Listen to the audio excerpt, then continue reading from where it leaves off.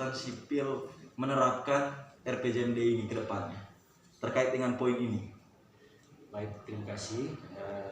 Terkait dengan misi Bupati dan Wakil Bupati tentang tata kelola pemerintahan yang bersih, kami Dinas Kependudukan dan Pencatatan Sipil di bawah komando saya dengan jasa mengikuti semua apa yang ditetapkan kebijakan dari pimpinan tertinggi Pak Bupati dan Pak Wakil, lalu kemudian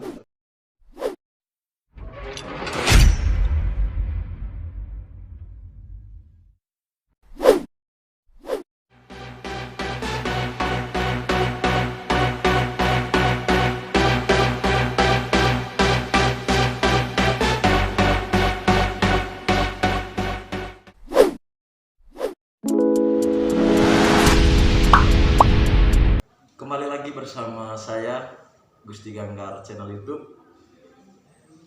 Kali ini saya sedang berada di kantor catatan sipil Kabupaten Manggarai. Kedatangan saya kali ini untuk bertemu dengan Bapak PLT Kadis Catatan Sipil, Bapak Yakobus. Siap. Dengan Bapak Yakobus. Baik. Terima kasih atas waktu dan kesempatannya Bapak Yakobus. Kedatangan saya kali ini ingin memperoleh informasi atau jawaban dari Bapak PLT terkait dengan beberapa pertanyaan dari masyarakat, ya, kurang lebih seperti itu. Dari selama ini saya sering berdiskusi, jadi ada beberapa pertanyaan-pertanyaan yang muncul, yang tentu yang bisa menjawab ini adalah Bapak PLT sendiri, karena berkaitan dengan pelayanan di Dinas Catatan Sipil Kabupaten Manggarai. Pertanyaan yang pertama, Bapak PLT, apakah sejauh ini sudah memperoleh draft RPJMD yang sudah dirancang beberapa waktu lalu? baik, terima kasih. Draft secara keseluruhan ya sudah, untuk Dukcapil juga draft RPJMD 5 tahun ke depan itu sudah final, tinggal nanti ditetapkan di Dewan lalu dikeluarkan RPJMD-nya. Demikian. Baik, Bapak PLT menjelaskan bahwa RPJMD yang sudah dirancang sampai saat ini sudah diperoleh draftnya oleh Bapak PLT sendiri atau oleh OPD khususnya Dinas Catatan Sipil. Terkait dengan RPJMD ini Bapak PLT, di mana ada poin di situ tentang bagaimana meningkatkan kualitas tentang tata kelola pemerintahan yang bersih dan juga melayani. Nah, dalam kaitan ini saya ingin memastikan kira-kira bagaimana Dinas Catatan Sipil menerapkan RPJMD ini ke depannya terkait dengan poin ini. Baik, terima kasih. Terkait dengan misi Bupati dan Wakil Bupati tentang tata kelola pemerintahan yang bersih, kami Dinas Kependudukan dan Pencatatan Sipil di bawah komando saya dengan jasa mengikuti semua apa yang ditetapkan kebijakan dari pimpinan tertinggi Pak Bupati dan Pak Wakil. Lalu kemudian terkait dengan pelayanan yang bersih, kami senantiasa membenahi diri untuk menghindari hal-hal yang mengarah kepada adanya pungutan liar.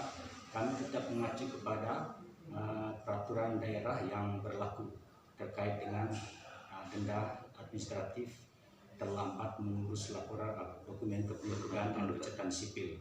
Sehingga sampai sejauh ini lumayan kemajuannya. Hal-hal yang sifatnya mengarah kepada pungutan liar itu tidak ada, dan kami tetap sesuai dengan keputusan atau peraturan daerah nomor 3 tahun 2015 untuk sementara. Demikian.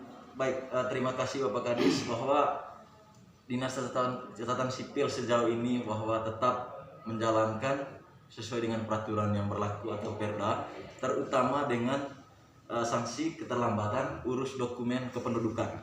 Oke, terkait ini Bapak PLT, saya ingin memastikan apakah ini kebijakan instansi terkait, dalam hal ini Dukcapil, atau ini dalam bentuk Perda atau Pergub.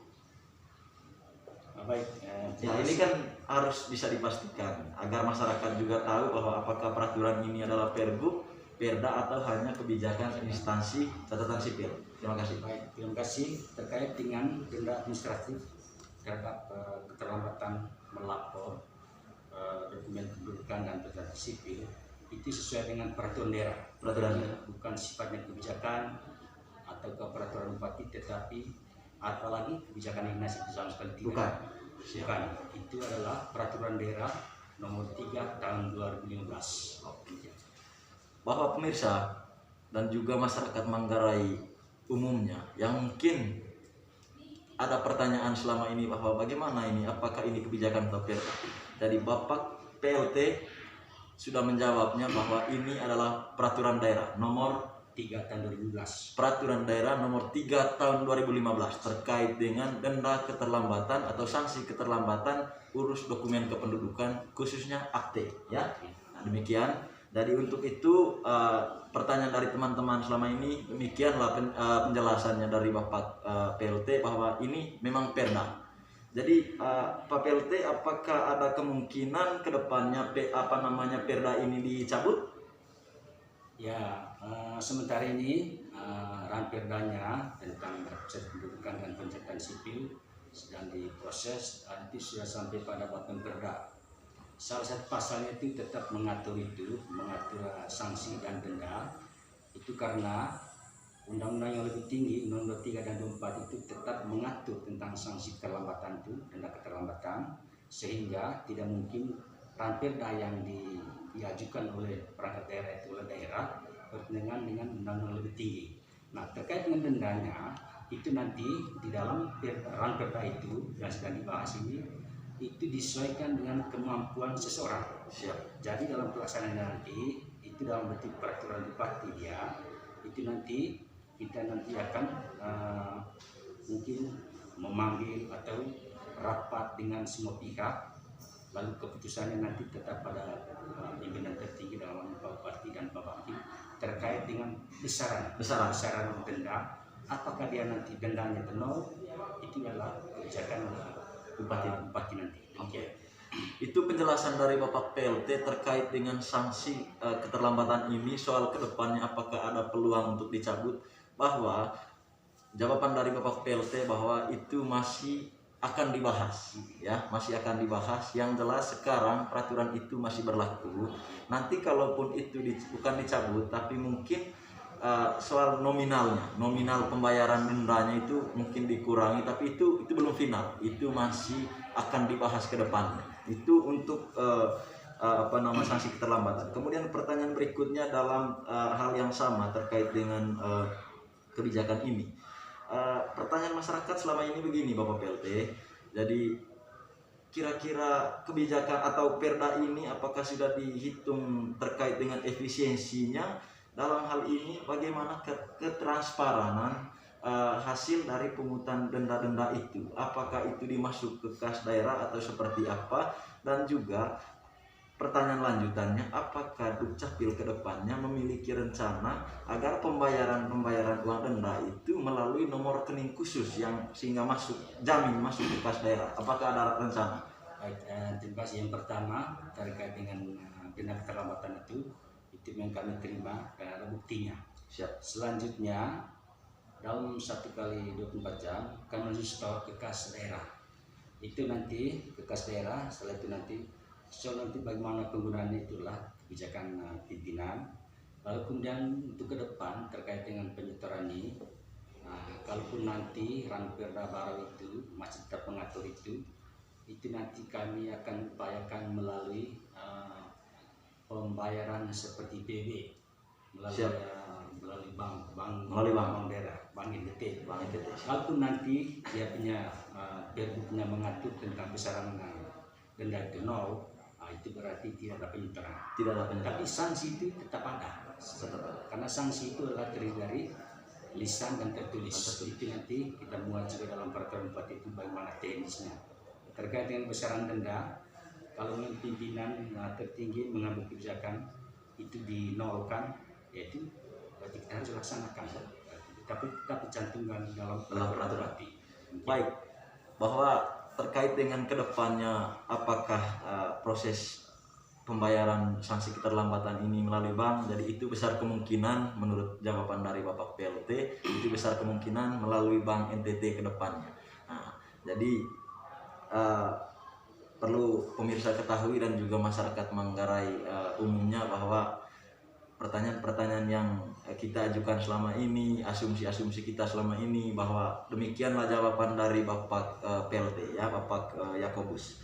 Nah, kemudian berikutnya juga masih dalam, karena ini yang saya tekankan Bapak PLT terkait dengan denda akte kelahiran ini, apakah sejauh ini penerapan perda ini sudah ada dampaknya terhadap masyarakat itu sendiri, terutama karena ini berkaitan dengan berbicara mengenai kesadaran masyarakat.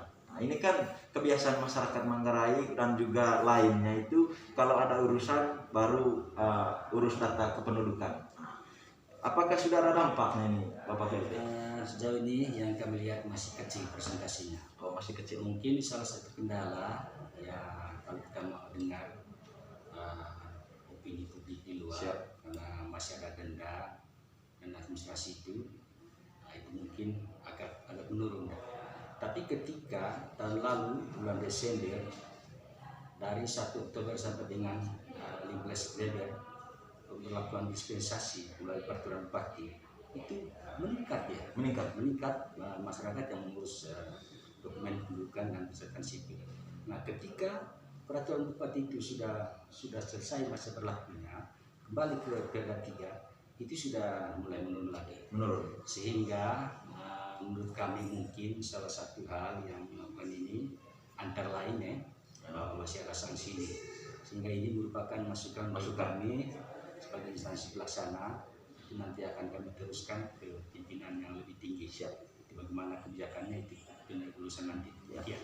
Bahwa untuk pemirsa ketahui bahwa sejak peraturan ini dibuat terkait dengan dampaknya, itu menurut Bapak PLT tadi bahwa pernah ada dilakukan dispensasi. Saat dispensasi itu ada peningkatan, tapi ketika kembali ke perda ini ada penurunan terkait dengan masyarakat yang mau mengurus dokumen kependudukan ya. Jadi ini menjadi masukan yang sangat berharga kepada Dinas Catatan Sipil. Artinya terkait dengan peraturan ini bisa dibahas lagi ke depannya bagaimana baiknya, sehingga pemerintah juga merasakan dampaknya, masyarakat juga merasakan dampaknya. Demikian untuk itunya. Kemudian tadi untuk ini soal sanksi ini perlu saya tekankan jawaban dari Bapak PLT tadi bahwa tidak ada calo di sini ya. Tidak ada calo, sistem pungutan liar itu tidak ada. Itu yang ditekankan oleh Bapak PLT tadi.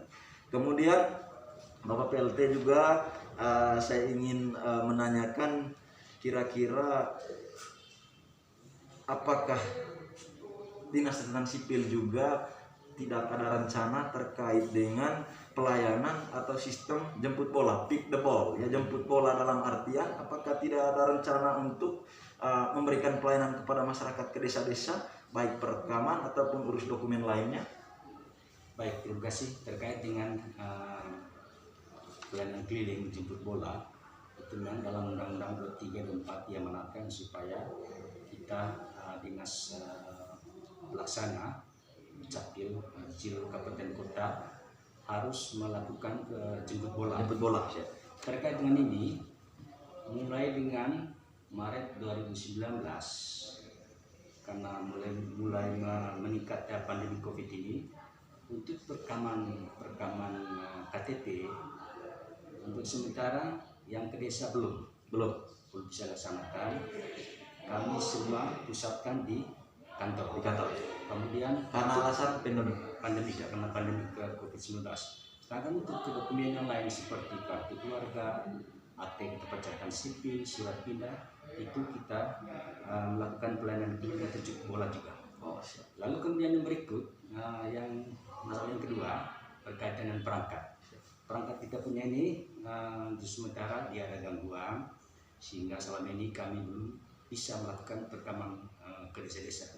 Tetapi teman-teman yang bertugas dari Jakarta sudah kembali dan juga membawa beberapa perangkat diinstal untuk pelayanan keliling, dan mudah-mudahan kalau tidak halangan besok kami mulai melakukan pelayanan keliling lagi, termasuk perekaman KTP, yaitu di Desa Ling, Kecamatan Sakabisi Utara.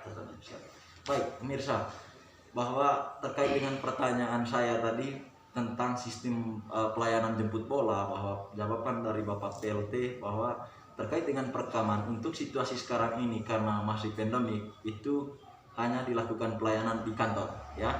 Tetapi petugas-petugas dari catatan sipil yang sudah pulang dari Jakarta dan juga membawa beberapa perangkat, ya.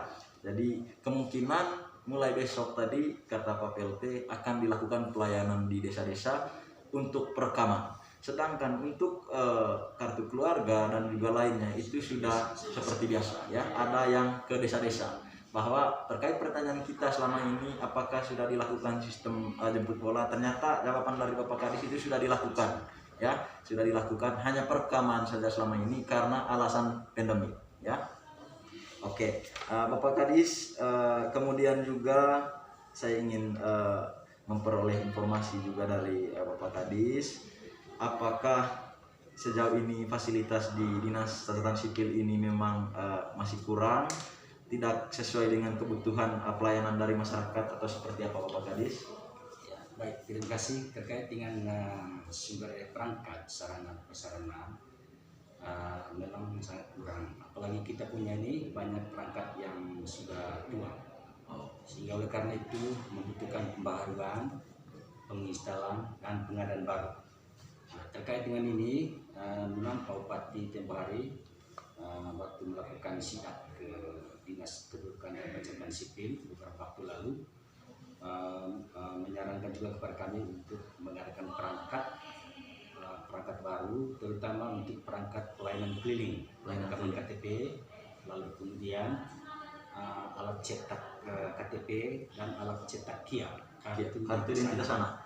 Dan itu mudah-mudahan kalau tidak ada halangan di perubahan ini kami coba ajukan, kalau tidak di anggaran induk 2022, sehingga terkait dengan kekurangan sarana dan prasarana ya mudah-mudahan lambat laun bisa teratasi. Kemudian yang kedua terkait dengan sumber daya manusia,